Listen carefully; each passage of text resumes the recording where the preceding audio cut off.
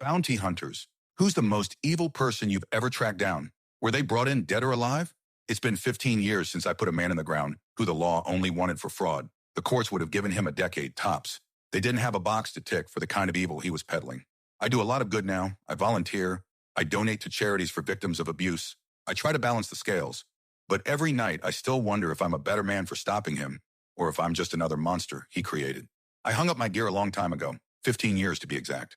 I don't talk about what I used to do for a living. To my neighbors, I'm just Marcus, the quiet guy who runs a small landscaping business and keeps to himself. They don't know that for 2 decades, my business was finding people who didn't want to be found. I was a fugitive recovery agent, a bounty hunter, a skip tracer, a glorified repo man for human beings. Most of the jobs were depressingly mundane. Meth heads who knifed their cousin over a PlayStation, small-time dealers who got spooked, idiots who thought they could outrun a warrant for grand theft auto. You track them to a flop house, a girlfriend's apartment, or a seedy motel 6 states over. There's usually a brief, pathetic scuffle, some yelling, maybe a broken nose, theirs or mine, and then a long, silent car ride to the county jail. You collect your 10% and move on. You learn to see people not as good or bad, but as assets or liabilities. It's cleaner that way. But this question, who was the most evil? That's easy. I only have one answer. It was the last job I ever took. The man's name was Julian Croft, and the warrant, bail fugitive. Charges, wire fraud, mail fraud, racketeering. A white-collar dirtbag. On paper, he was just another con man who'd bilked some rich idiots out of their money. The bond was $5 million, so my cut for bringing him in was $500,000. Alive, that is. The dead clause was there, as it always is, but the payout dropped to a measly 50 grand, enough to cover expenses and not much else. The money always incentivized bringing them in breathing. It was supposed to keep us professional, civil even. The file landed on my desk via a secured courier. My handler, Sal, had called ahead. "Big one, Marcus," he'd said, his voice tinny over the phone. "This guy is a ghost, dropped off the face of the earth. But the bondsman is sweating bullets, and he's paying top dollar." The file was thick. Julian Croft, 45, charismatic, handsome in that unsettling, too perfect way. He ran something called the Elysian Path, which sold itself as a series of exclusive, high-cost wellness and self-actualization retreats. The brochure photos showed smiling, serene people doing yoga on a sun-drenched beach, listening intently to Croft as he spoke before a backdrop of a stunning mountain range. He promised to help people shed their limiting shells and achieve ego death to find their true, unbound potential. It was all the usual self-help bullshit, just packaged for the 1%. The fraud was complex. He'd convinced his followers to liquidate their assets, stocks, real estate, businesses, and invest them in a community fund that he managed. The fund, of course, was just his personal bank account. He drained it and vanished, leaving a trail of ruined fortunes and broken lives. The FBI had been building a case for 2 years, but Croft was always one step ahead. When they finally moved to arrest him, he was already gone, having posted the massive bond through a company that was, surprise, surprise, a shell corporation he himself owned. He'd basically paid his own bail with his victim's money before disappearing with the rest of it. It was almost brilliant in its audacity. My job wasn't to judge, it was to find. I started where you always start, the last known location. His Elysian Path Institute was a sprawling estate in Northern California. By the time I got there, it had been picked clean by FBI forensics and was now just a collection of empty, echoing buildings. I walked through the silent meditation halls, the vacant dormitories, the state-of-the-art kitchen. It was sterile, impersonal. There was nothing of Croft here, nothing of the man himself. So I went after the next best thing, his victims, the ones who had filed the complaints, the prosecution's star witnesses. I figured one of them might have a clue, a slip of the tongue from Croft about a contingency plan, a place he might run. My first stop was a mansion in Beverly Hills. I spoke to a couple, the Parkers, whose 22-year-old daughter, Chloe, had been one of Croft's most devoted followers. They sat in their marble-floored living room, looking like ghosts. They told me Chloe had been a bright, ambitious pre-med student at Stanford. She'd met Croft at a seminar he gave on campus. He was magnetic, Mrs. Parker said, her voice a fragile whisper. He looked you in the eyes, and you felt like you were the only person in the world. He told Chloe she was destined for more than just a career. He said she had a wounded spirit that needed healing. Over the next 6 months, Chloe changed. She dropped out of school. She started talking about energetic baggage and called her parents anchors to a past self. Croft had convinced her that their love was a form of control, their concern a manifestation of their own fear. He'd systematically isolated her. The final step was the money. She'd had a trust fund set up by her grandparents, over $3 million. She signed it all over to Croft's community fund. We begged her not to, Mr. Parker said, his jaw tight. We tried to get a conservatorship. We told her it was a cult. She just smiled this peaceful, empty smile and said we couldn't understand. She said Julian was showing her the way. The last they saw her was in a family court, where Chloe testified against them, calmly stating that her parents were emotionally abusive and trying to stifle her spiritual growth. She won. She walked out of the courtroom without a backward glance. They hadn't heard from her since Croft disappeared. The FBI had no idea where she was. She wasn't listed as a victim in the fraud case, but as a co-conspirator. Her signature was on dozens of the financial transfers. Is there a warrant for her too? Mrs. Parker asked, her eyes pleading. I checked the file. No, ma'am. She's just a person of interest. I didn't have the heart to tell her that in cases like this, devoted followers often go on the run with their leader. She was probably with him. I left their sterile mansion with a rock in my stomach. This wasn't just about money. Croft hadn't just stolen from them. He'd stolen their daughter, hollowed her out, and used her shell as a weapon against them. The next interview was worse. I found a man named David Chen in a cramped, depressing apartment in Fresno. He'd been a successful software engineer, a minor Silicon Valley millionaire. Now he was working as a cashier at a 24-hour convenience store surrounded by the smell of stale coffee and hot dogs. He was jumpy, emaciated. He chain-smoked as he talked, his hands shaking. He'd lost his wife a few years prior to a sudden illness, and he'd been consumed by grief. A friend, another tech guy, introduced him to the Elysian path. Croft didn't talk about getting over grief, David said, staring at the wall. He talked about transcending it. He said pain was a crucible, and that my wife's death was a gift, an opportunity to burn away my attachments to the physical world. David went to one retreat, then another. He sold his company, his house, his stock portfolio. He poured everything, nearly $12 million, into Croft's fund. But it was more than that. Croft had introduced him to a woman in the group, another grieving soul named Anya. They fell in love, or they were guided to. Julian, he orchestrated it, David choked out, a dry sob catching in his throat. He would counsel us together. He told us our connection was a sign of our progress. We were going to lead a new branch of the community together. They were happy for a while. Then Croft began to sow seeds of doubt. He'd take David aside and tell him Anya was still attached to her old life, that her grief was a contaminant. He'd tell Anya that David's ambition was a form of ego, a poison to their spiritual journey. He twisted them against each other, using their deepest insecurities. He made us confess our doubts about each other. In front of the group, David whispered, his face pale. Publicly, he called it radical honesty. It was ritual humiliation. He made me believe her love was holding me back. He made her believe I was a lost cause. He turned our love into acid.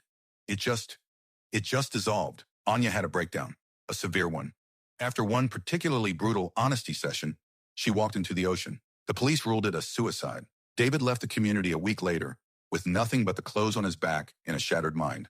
He's not a con man, David told me, finally looking me in the eye. His were filled with a terrifying, bottomless despair. A con man just wants your money. Croft wants your soul. He wants to see what's inside you, pull it out, and watch you collapse. The money is just a tool. It's the way he gets his hands on you. He told me something else too, a detail that stuck with me. He said Croft had a thing for old abandoned places, churches, hospitals, factories. He called them places with psychic resonance. He'd once mused about starting a new, more permanent community in a place forgotten by the world. He'd mentioned the Rust Belt, a place full of forgotten things. I left Fresno feeling like I needed to take a shower and bleach. The file I was carrying felt profane. This wasn't a job anymore. The $500,000 payday felt like blood money. For the first time in my career, I wasn't thinking about the bounty. I was thinking about justice, or maybe it was vengeance. The line was getting blurry. My last stop was the one that broke the case open. I tracked down a woman named Dr. Alana Reed. She wasn't a victim. She was a former employee, a licensed psychologist who Croft had hired early on, supposedly as a consultant. She was living under a different name now, teaching at a small community college in Oregon. It took a lot of convincing to get her to talk to me. We met at a noisy diner, her choice. She sat with her back to the wall, constantly scanning the room. I thought it was legitimate at first, she said, her voice low and tense. Julian can be incredibly persuasive. He's a high-functioning narcissistic sociopath. He has an almost supernatural ability to mirror people, to sense their deepest wounds and desires, and to reflect a version of himself that perfectly fills that void. She'd worked for him for 6 months. Her job was to conduct intake interviews with new members. She thought she was assessing their psychological needs. She realized too late that she was actually providing Croft with a roadmap to their vulnerabilities. He wasn't healing them. He was breaking them, she said. It was systematic. He used classic brainwashing techniques, love bombing, isolation, sleep deprivation, control of information, induced dependency. But he added his own sadistic twist. He didn't want followers who just obeyed. He wanted followers who had been completely dismantled and then rebuilt in his own image. He called it deconstruction and purification. The suicides weren't collateral damage, she continued, her eyes dark. They were proof of concept. For every David Chen or Anya, there were dozens of others pushed to the edge. For him, if they broke, it was because they were too weak. It affirmed his own strength. He's a parasite who feeds on the destruction of others. He believes he is a god, and his victims are his sacrifices. I was about to ask her if she knew where he might be when she slid a piece of paper across the table. It was a faded, printed-out property listing from 3 years ago. A defunct steel mill outside a dying town in Ohio. The listing showed acres of land, multiple crumbling brick buildings, and a private water tower. It had been sold to a holding company I recognized from the fraud file, one of Croft's shells. He talked about it once, she said. He called it his sanctuary, a place where he could build his perfect society, far from the regulations and judgments of a world that didn't understand his work. He'll be there. He's too arrogant to believe anyone could ever find him. I had him. The drive to Ohio took 2 days. I didn't listen to music. I just drove in silence. The stories of the Parkers, of David, of Alana, playing on a loop in my head. I thought about Chloe Parker, wherever she was. Was she a willing participant in this horror? Or was she just another broken thing, her soul scooped out and replaced with Croft's poison?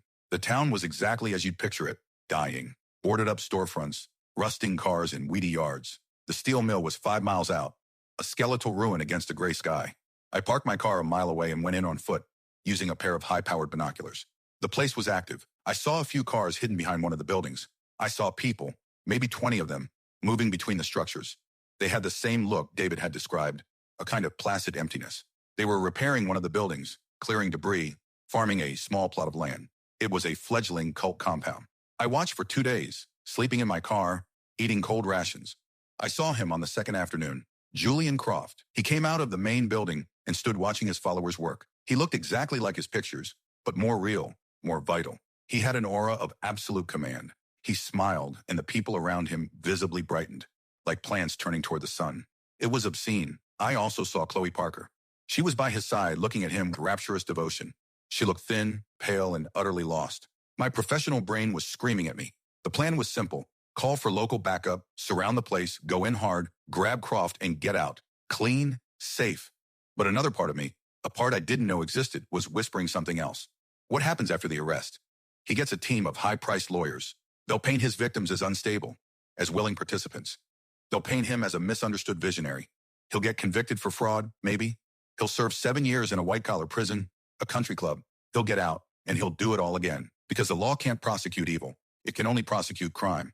And what Croft did to these people, the soul theft, wasn't a crime. It was just evil. I thought about David Chen's shaking hands. I thought about the Parkers' dead eyes. I thought about Anya walking into the ocean. The $500,000 reward felt like a joke. The $50,000 for bringing him in dead felt different. It wasn't a payment. It was a price. The price of a permanent solution. That night I went in, alone.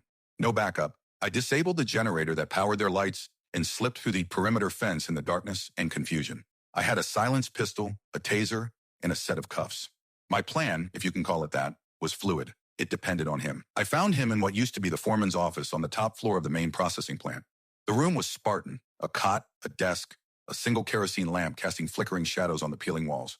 He wasn't sleeping. He was sitting at the desk, writing in a leather-bound journal. He looked up as I entered, and he smiled. No fear. No surprise. Just a calm, curious amusement. I wondered when someone would finally have the courage to come for me directly, he said, his voice a smooth baritone. You must be the bounty hunter. Sal's best, I presume? Get up, Croft. Hands behind your back. It's over. He didn't move. He just studied me with those unnervingly perceptive eyes. Over? My dear man, it's just beginning. You see this place? This is the future. A community built on true principles, free from the sickness of the old world. Tell that to David Chen, I said, my voice cold. His smile faltered for a fraction of a second. A flicker of annoyance. Ah, David, a tragedy. So much potential, but he couldn't let go of his pain. It defined him. Some people are just flawed vessels. They crack under pressure. You broke him. You broke all of them. I liberated them, he corrected me, his voice taking on a professorial tone. I showed them the prison of their own making, their attachments, their egos, their pathetic little sorrows. I gave them a chance to be free. Most of them were too weak to take it. That's not my failure. It's theirs. It was the calm, rational, absolute lack of remorse. He truly believed it. In his mind, he was the hero of this story. I felt a chill run through me that had nothing to do with the cold night air. This was it, the real face of evil. It wasn't a snarling monster. It was a handsome, articulate man who believed his own bullshit so completely that he'd burn the world down to prove it. And Chloe Parker? I asked, my finger resting on the trigger of my pistol. Did you liberate her from her family and her future? Chloe is a triumph, he said, beaming with pride. She has shed everything. She is pure. You should see her. She is finally happy. I thought of the hollow-eyed girl I'd seen by his side. Happy was not the word I would have used. It's time to go, I said, moving forward. And what will happen? He taunted, still not moving. I'll be put on trial. The media will love it. I'll get to speak my truth to the world. I'll be imprisoned, yes, but a prison is just a room. I have more freedom in my mind than you will ever have, chasing broken people for money. And one day, I'll get out, and my followers will be waiting. This idea is bigger than me. You can't stop it. He was right, and I knew it. In that moment, the entire legal system, the whole structure of justice I'd served my entire career, felt like a complete and utter farce, a child's game trying to stop a tidal wave. I made a decision. I tased him. He convulsed and dropped to the floor, unconscious. I cuffed his hands behind his back. I slung him over my shoulder. He was heavier than he looked. I carried him out of the office, down the rickety metal stairs and out into the yard. His followers were still stumbling around in the dark, confused by the power outage. No one saw me. I dragged him towards the back of the property, to the base of the old rusting water tower. A ladder went up the side, 150 feet into the black sky. I revived him with a splash of cold water from a rain barrel. He sputtered, his eyes focusing on me, then on the tower. For the first time, I saw a sliver of fear in his eyes. The intellectual predator was gone, replaced by a man in a bad situation. What are you doing? He asked, his voice strained. The warrant says dead or alive, I said. And you just made a very compelling argument for the former. You're a killer? Is that it?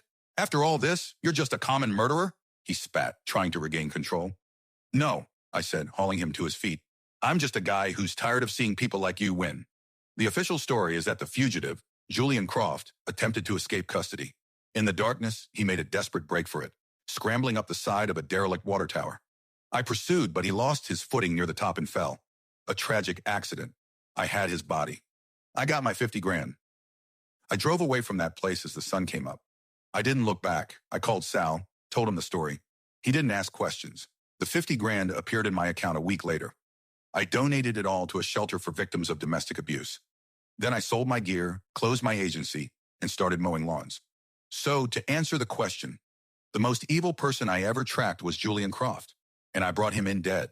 I've spent 15 years telling myself it wasn't an execution. It was an adjustment, a balancing of the cosmic scales. But some nights when it's quiet, I hear him talking in my head, psychoanalyzing me, telling me that in the end, I was just another flawed vessel who cracked under pressure.